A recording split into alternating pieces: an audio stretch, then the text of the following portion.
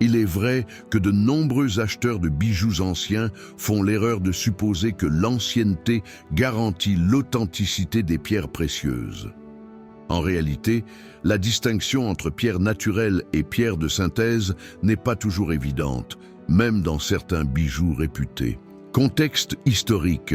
Au cours des 19e et 20e siècles, notamment durant les périodes de guerre ou de crise économique, les bijoutiers ont souvent recouru à des pierres de substitution ou des pierres synthétiques pour créer des bijoux à des prix plus compétitifs. Des pierres comme le rubis, le saphir et l'émeraude ont toutes été imitées à diverses époques avec des matériaux synthétiques.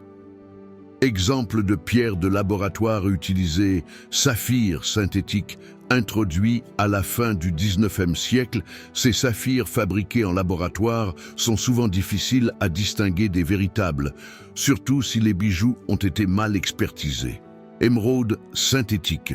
Utilisées depuis les années 1930, elles sont souvent montées dans des bijoux anciens et peuvent passer pour de véritables émeraudes aux yeux d'un acheteur non informé.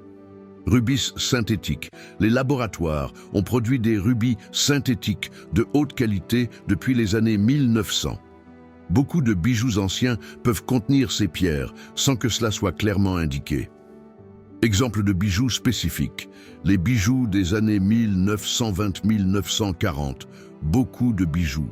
Art déco de cette époque ont été vendus avec des pierres prétendument authentiques, mais qui étaient en fait des imitations, particulièrement des saphirs et des rubis.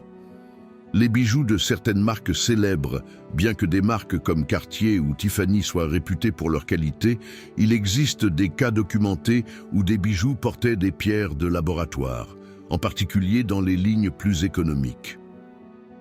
Conclusion. L'ancienneté d'un bijou ne garantit pas son authenticité en ce qui concerne ses pierres.